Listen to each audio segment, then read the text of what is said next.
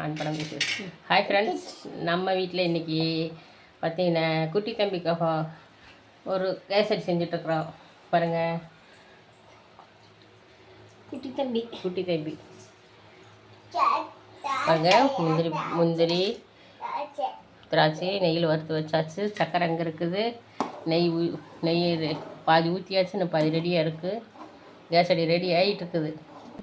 இப்போது 3/4 டம்ளர் சக்கரை சேர்த்துக்கலாம்.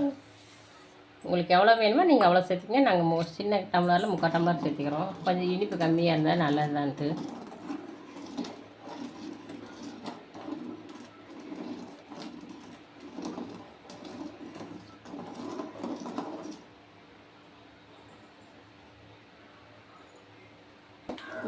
இப்போ பாருங்கள், கேசரி ரெடி ஆயிடுச்சு.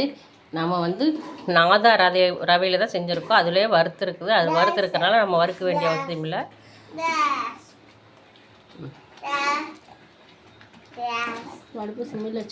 சிம்மில் வச்சு இப்போ ஏலக்காய் தூள் தூவிக்கலாம்.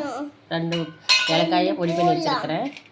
அப்புறம் நட்ஸு போட்டு 2 கிண்டி நல்லா கிண்டி விட்டு தட்டில் எடுத்து வச்சு சாப்பிட்டுக்க வேண்டியதான் ஃப்ரெண்ட்ஸ். சூப்பரான சுவையான.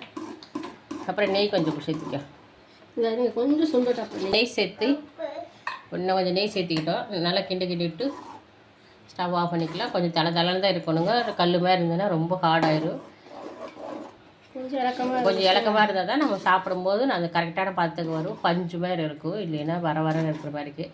ஓகே ஃப்ரெண்ட்ஸ், சூப்பரான சுவையான கேசரி ரெடி ஆயிடுச்சு. இப்போ நம்ம அப்படியே சுட தட்டிலையோ வாழையிலையோ வச்சு சாப்பிட்டா சூப்பராக இருக்குது. வாங்க ஃப்ரெண்ட்ஸ், கேசரி சாப்பிட்லாம். நான் தான் ரவையில் செஞ்ச கேசரி. பாய், பிடிச்சிருந்தா சப்ஸ்கிரைப் பண்ணிக்க, சப்போர்ட் பண்ணுங்கள். பாய்.